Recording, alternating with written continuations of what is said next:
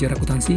Saya Rudianto, seorang praktisi dan pengajar akuntansi, akan memandu untuk mempelajari akuntansi selangkah demi selangkah, bagian demi bagian hingga mengerti akuntansi dengan baik melalui video tutorial ini.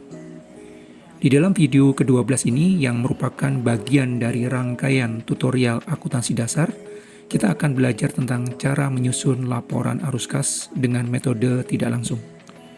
Laporan arus kas merupakan informasi tentang aliran kas perusahaan di dalam suatu periode waktu tertentu.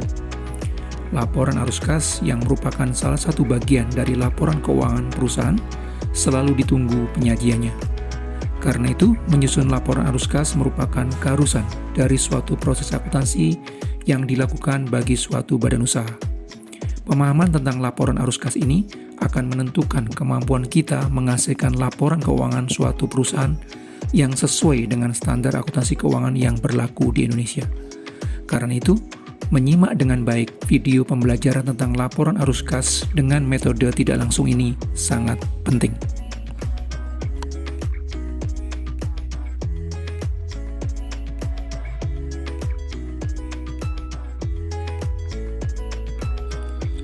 Laporan arus kas adalah suatu laporan tentang aliran penerimaan dan pengeluaran kas perusahaan di dalam suatu periode tertentu, beserta penjelasan tentang sumber-sumbernya.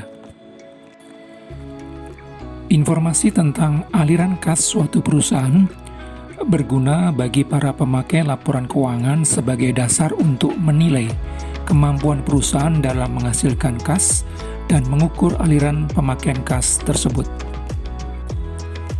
Informasi arus kas historis sering digunakan sebagai indikator dari jumlah, waktu, dan kepastian arus kas di masa mendatang. Dalam proses penyusunan laporan arus kas, seluruh kegiatan perusahaan dibagi menjadi 3 kelompok kegiatan, yaitu aktivitas operasional, aktivitas investasi, dan aktivitas pendanaan. Dari aktivitas operasional akan terjadi aliran masuk maupun aliran kas keluar. Dari aktivitas investasi akan terjadi aliran masuk maupun aliran kas keluar. Demikian pula dari aktivitas pendanaan akan terjadi aliran masuk maupun aliran kas keluar dari perusahaan.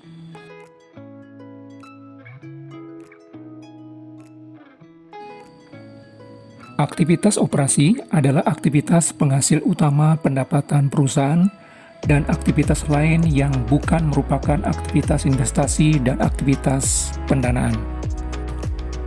Aliran kas dari aktivitas operasi dapat berupa penerimaan kas dari penjualan produk, penerimaan kas dari royalti, fee, komisi, dan pendapatan lain. Pembayaran kas kepada pemasok barang dan jasa, pembayaran kas kepada karyawan, penerimaan dan pembayaran kas oleh perusahaan asuransi sehubungan dengan premi, klaim, anuitas, dan manfaat asuransi lainnya. Pembayaran kas atau penerimaan kembali atau restitusi pajak penghasilan, penerimaan dan pembayaran kas dari kontrak yang diadakan untuk tujuan transaksi usaha dan perdagangan.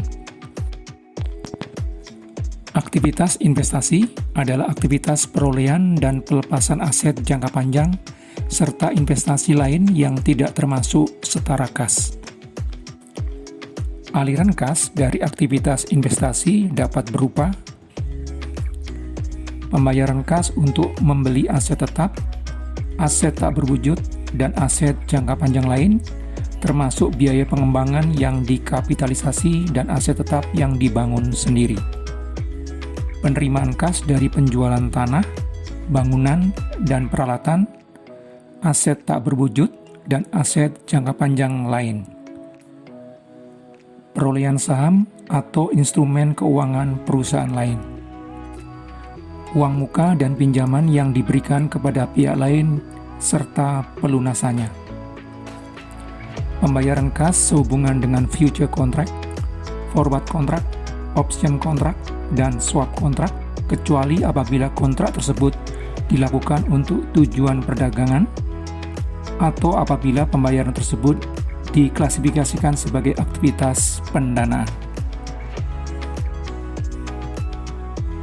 Aktivitas pendanaan adalah aktivitas yang mengakibatkan perubahan dalam jumlah serta komposisi modal dan pinjaman perusahaan. Aliran kas dari aktivitas pendanaan dapat berupa penerimaan kas dari emisi saham atau instrumen modal lainnya, pembayaran kas kepada pemegang saham untuk menarik atau menebus saham perusahaan, penerimaan kas dari emisi obligasi, pinjaman, wesel, hipotek, dan pinjaman lainnya, pelunasan pinjaman, pembayaran kas oleh penyewa guna usaha untuk mengurangi saldo kewajiban yang berkaitan dengan sewa guna usaha pembiayaan. Struktur laporan arus kas merupakan penjumlahan dari arus kas aktivitas operasional dengan arus kas aktivitas investasi dengan arus kas aktivitas pendanaan. Hasilnya berupa arus kas bersih pada periode tersebut. Arus kas bersih pada periode tersebut ditambah dengan saldo kas pada awal periode akan menghasilkan saldo kas pada akhir periode yang bersangkutan.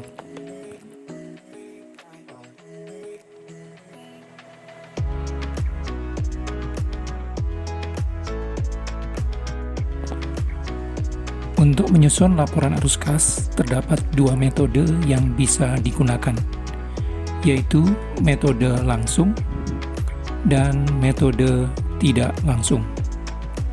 Perbedaan antara keduanya terletak pada struktur arus kas pada aktivitas operasional. Sedangkan struktur arus kas untuk aktivitas investasi dan aktivitas pendanaan sama persis. Metode tidak langsung adalah suatu metode penyusunan laporan arus kas di mana aliran kas dari aktivitas operasional dilaporkan tidak secara langsung dari jumlah pendapatan dan beban yang tercantum di dalam laporan laba rugi, tetapi dimulai dengan laba bersih yang disajikan laporan laba rugi. Lalu kemudian dibuat koreksinya untuk mengetahui laba bersih yang berasal dari pendapatan dan beban yang telah dibayar. Dengan metode ini, aliran penerimaan kas dari pendapatan bruto dan pengeluaran kas untuk beban operasional bruto tidak diungkapkan. Di dalam metode langsung, arus kas aktivitas operasional terdiri dari kas diterima dari aktivitas operasional yang berarti adalah arus kas masuk dari penjualan produk yang telah dibayar, dikurangi dengan kas dikeluarkan untuk aktivitas operasional, yang berarti adalah arus kas keluar untuk berbagai macam beban operasional yang telah dibayar, menghasilkan kas bersih dari aktivitas operasional di dalam periode tersebut.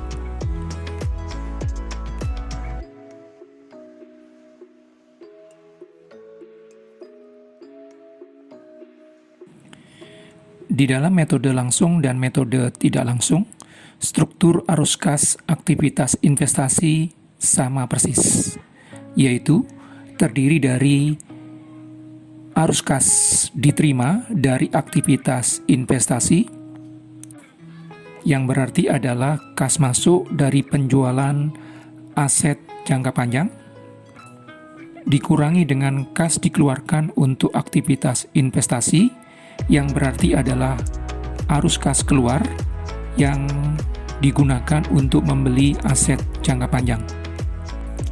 Selisihnya merupakan kas bersih dari aktivitas investasi di periode tersebut.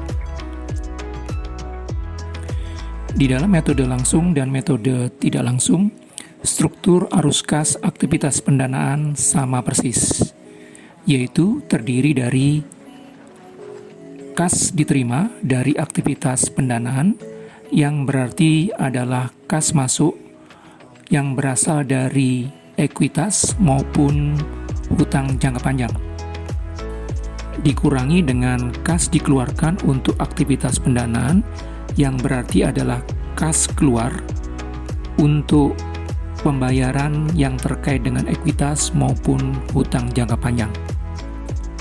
Selisihnya merupakan kas bersih dari aktivitas pendanaan di periode tersebut.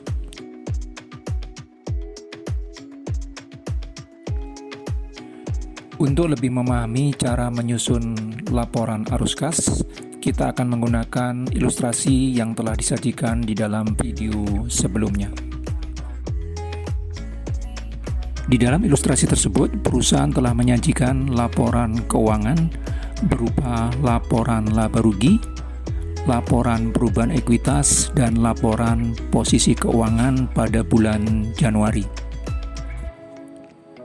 Yang perlu ditambahkan di dalam laporan keuangan tersebut adalah laporan posisi keuangan komparatif, yaitu laporan posisi keuangan pada akhir periode sebelumnya atau pada awal periode bersangkutan. Dengan memiliki laporan posisi keuangan komparatif, akan diketahui perubahan dari setiap elemen aset, liabilitas maupun ekuitas perusahaan pada periode bersangkutan.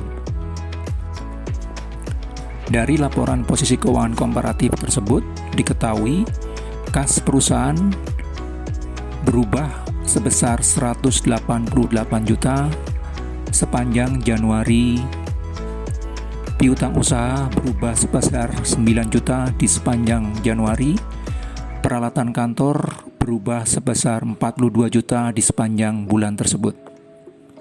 Demikian pula dengan hutang usaha berubah sebesar 32 juta dan hutang gaji berubah sebesar 1,5 juta. Kita akan mulai belajar menyusun laporan arus kas dengan metode tidak langsung. Elemen pertama dari aliran kas yang berasal dari aktivitas operasional adalah laba usaha. Jumlah laba usaha yang ditampilkan berasal dari laporan laba rugi. Dari laporan laba rugi terlihat bahwa laba usaha pada bulan Januari sebesar 8.500.000. Jumlah ini dipindahkan sebagai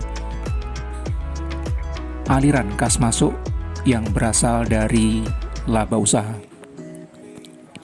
Setelah itu ditambah atau dikurangi dengan berbagai elemen lain yang berkaitan. Biasanya yang berkaitan dengan laba usaha tersebut adalah perubahan piutang, perubahan hutang, dan penyusutan aset tetap. Pada bulan Januari, piutang perusahaan bertambah sebesar 9 juta. Karena piutang bermakna aset kita dibawa oleh pihak lain, maka ketika piutang bertambah 9 juta, itu berarti terjadi aliran kas keluar perusahaan sebesar 9 juta. Hutang usaha di bulan Januari bertambah 32 juta, hutang gaji bertambah 1,5 juta. Karena hutang bermakna aset pihak lain berada di perusahaan kita, maka terjadinya kenaikan hutang sebesar 33.500.000, berarti terjadi aliran kas masuk ke dalam perusahaan kita sebesar 33.500.000. Ketiga elemen ini kemudian dijumlahkan menghasilkan aliran kas bersih dari aktivitas operasional sebesar 33 juta. Pada bulan Januari, peralatan kantor perusahaan bertambah sebesar 42 juta. Karena untuk memperoleh peralatan kantor harus dikeluarkan uang, maka kenaikan jumlah peralatan kantor ini diterjemahkan sebagai terjadinya aliran kas keluar perusahaan sebesar 42 juta. Karena peralatan kantor merupakan bagian dari aset jangka panjang, maka kenaikan ini dikelompokkan sebagai aliran kas keluar dari kelompok aktivitas investasi Di bulan Januari terjadi setoran modal dari pemilik sebesar 200 juta. Hal ini menyebabkan terjadinya aliran kas masuk ke dalam perusahaan sebesar 200 juta. Dan di bulan Januari terjadi penarikan aset perusahaan untuk kepentingan pribadi pemiliknya sebesar 3 juta, yang diterjemahkan sebagai terjadinya aliran kas keluar dari perusahaan sebesar 3 juta. Penjumlahan dari setoran modal dan prive yang dikelompokkan sebagai kegiatan pendanaan ini menjadi aliran kas dari aktivitas pendanaan sebesar 197 juta. Penjumlahan dari aliran kas aktivitas operasional, aktivitas investasi, dan aktivitas pendanaan menghasilkan aliran kas bersih di bulan Januari sebesar 188 juta. Aliran kas bersih Januari ini ditambah dengan saldo kas pada awal Januari sebesar 0, menghasilkan saldo kas pada akhir Januari sebesar 188 juta. Saldo kas pada akhir Januari sebesar 188 juta ini sama dengan saldo kas di laporan posisi keuangan pada akhir Januari.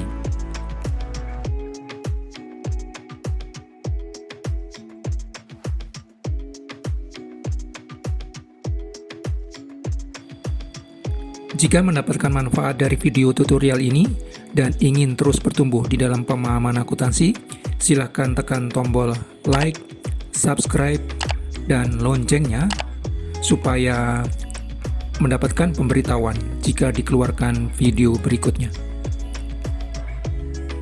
Sebagai praktisi dan pengajar akuntansi yang juga penulis berbagai buku akuntansi, materi tertulis dari video ini bisa didapatkan dari berbagai buku akuntansi yang saya tulis, khususnya pengantar akuntansi yang terbit di tahun-tahun yang berbeda.